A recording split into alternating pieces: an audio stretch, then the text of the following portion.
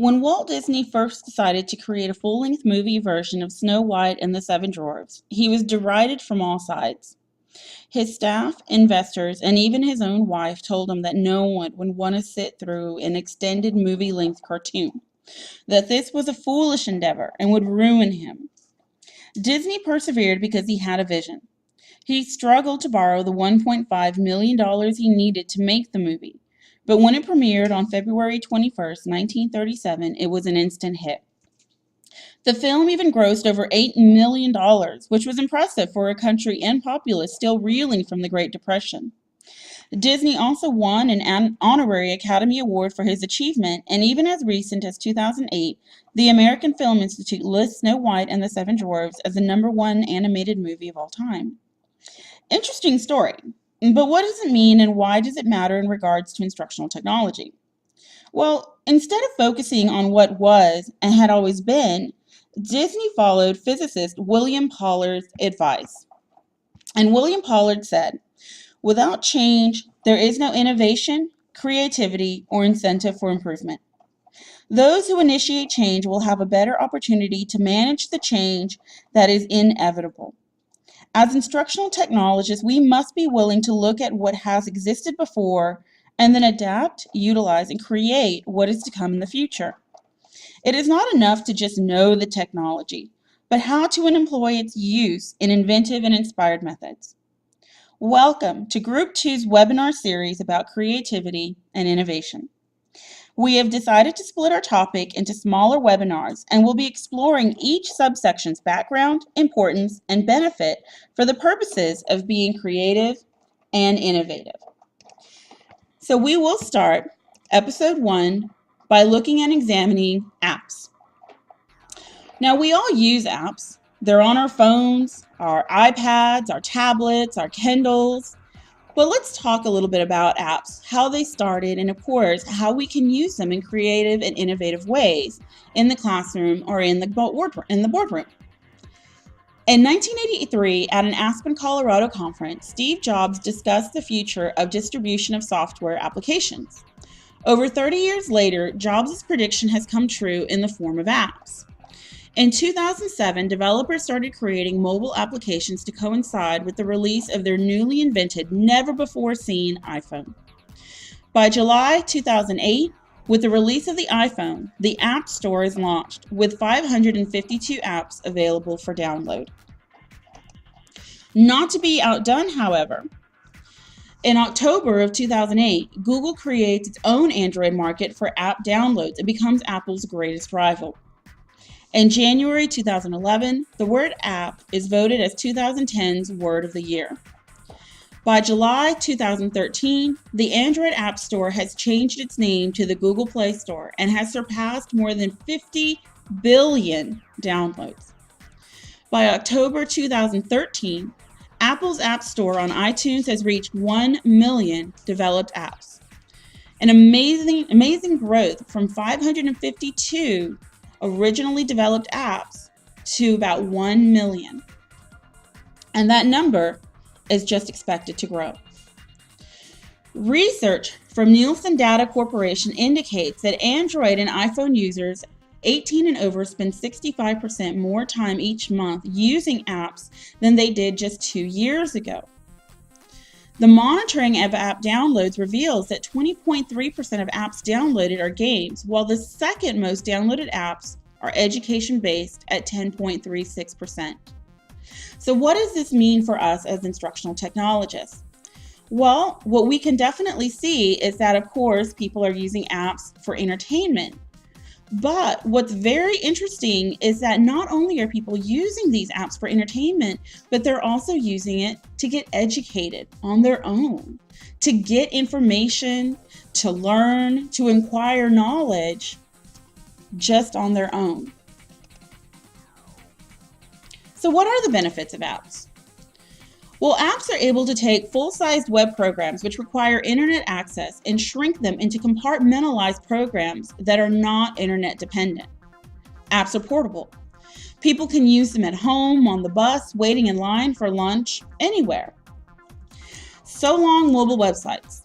Although mobile websites are important to some users, 85% of respondents say they prefer a mobile app than a mobile site. Well, why?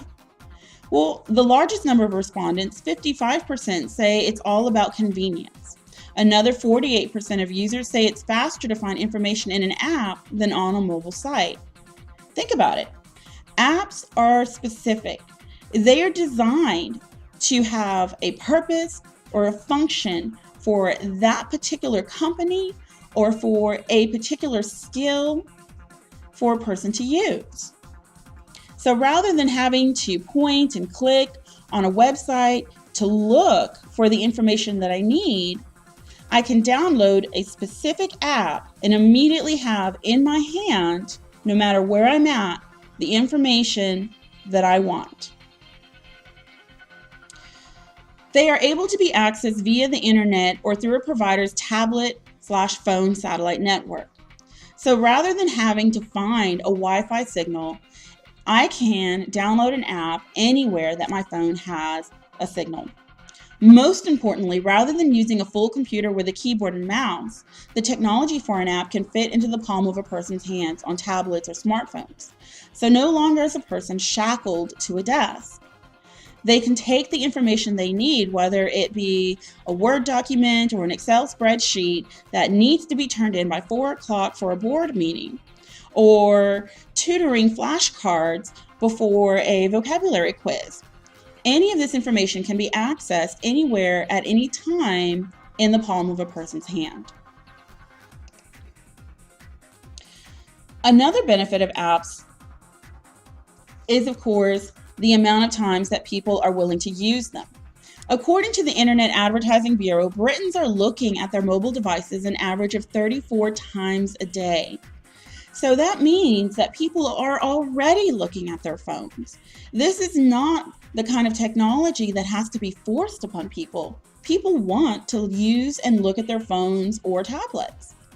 With this type of exposure, it is estimated that by 2017, just 2 short years from now, there could be 200 billion downloads of apps. Apps are by nature interactive. In order for a person to use an app, they must be downloaded and specifically clicked on. In an educational setting, this gives students an opportunity to use technology in the class, an act that is typically frowned upon. When I was a teacher, we were always told that students had to put away their cell phones, that there were no reasons for a student to have their cell phones or any other kind of electronic device out. But with advocating the use of apps, students are actually encouraged to use their electronic devices. For a business, because the downloaded app is specific and purposely downloaded, this leads to brand recognition and loyalty.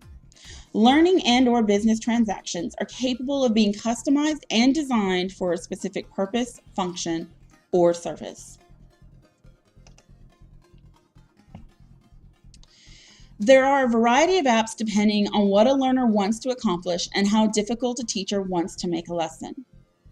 So if I am a teacher and I want to use apps in my classroom, I can actually start scaling my lessons up based on the type of app that I want to download, especially because apps provide instant feedback. Instantaneous feedback allows learners and consumers to see their progress and whether their efforts are productive. Just like a student can instantaneously see if they are doing well on a section, a business can instantaneously see if a new product or a new section or a new app is taking off among their consumers. Also, apps are tactile, which is very, very important, especially for students. Students are not only typically visual learners, but also very kinesthetic. They like touching objects, and apps allow them to have a perception of control in their learning. They get to manipulate the information. They get to click, they get to tap, they get to drag and drop, they get to draw. All of these things allow a student to feel more engaged in what they are doing rather than just passively reading a chapter out of a textbook or regurgitating rote material on a worksheet. Listed here are some samples of apps that schools have decided to incorporate across different parts of the country. It might seem crazy what I'm about to say. Sunshine, she's here, you can take a break. I'm a hot air balloon that could go to space. With the air, like I don't care, baby, by the way. Because I'm happy. Clap along if you feel like a room without a roof. Because I'm happy. Clap along if you feel like happiness is the truth. Because I'm happy. Clap along if you know what happiness is to you. Because I'm happy. Clap along if you feel like that's what you want to do. Here come bad news, talking this and that. Well, give me all you got, don't hold it back. Well, I should probably warn you, I'll be just fine. No offense to you, don't waste your time.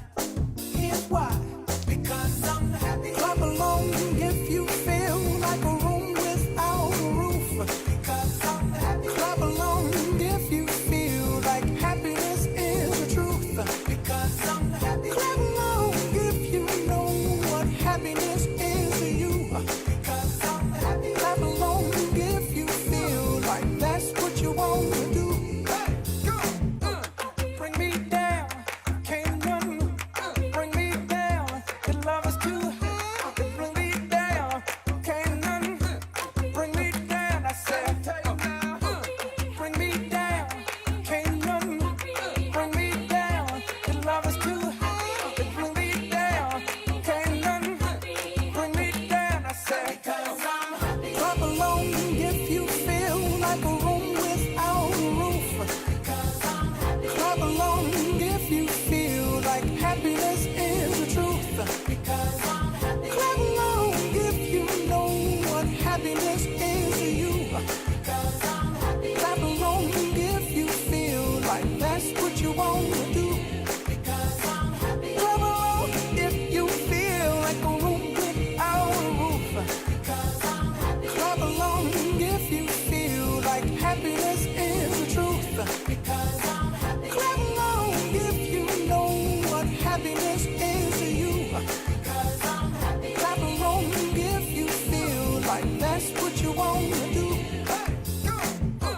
Bring me down, can't none bring me down. Your love is too high. Bring me down, can't none bring me down. I said, clap along if you feel like a room without a roof.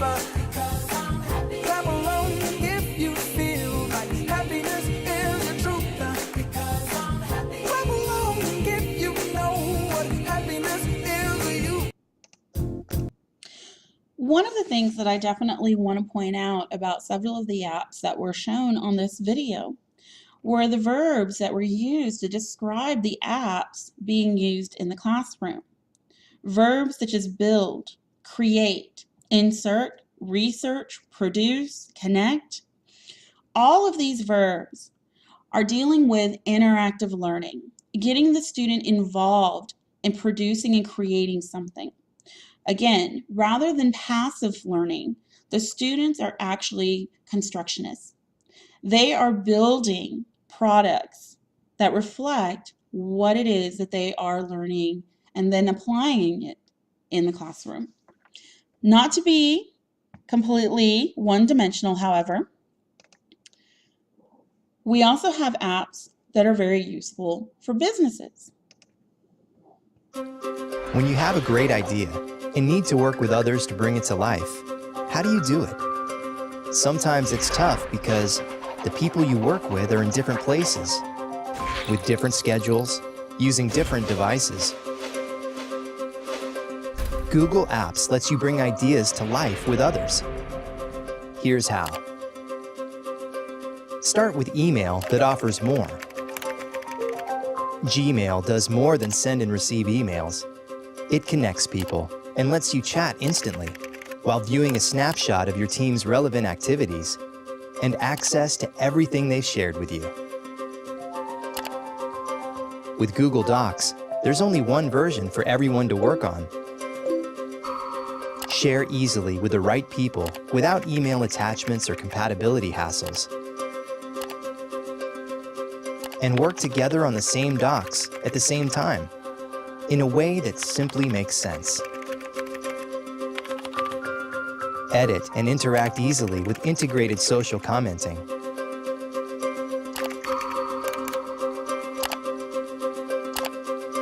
Google Calendar makes it easy to share schedules and find times to meet, and schedule or update meetings with a few clicks. Everyone can't be in the same place at the same time, but Google Apps lets you work together from any place.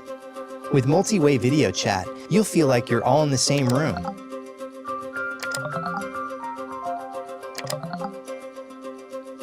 While screen sharing and integration with Google Docs lets you work with more people from anywhere, on any device, even on your mobile phone or tablet. Work with any team at any time, from any place, on any device.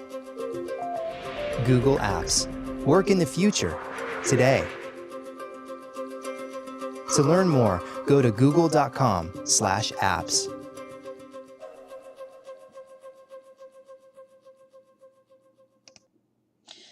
So again, as we can see, we have a variety of apps for a variety of tasks. And again, we're dealing with interactive business, connecting people, building upon an idea, and creating that idea. Hopefully you've enjoyed this webinar and learned a little bit about apps and how they can be applied for learners and businesses. I have here my references for review. And I look forward to talking with you guys in future webinar series. Thank you.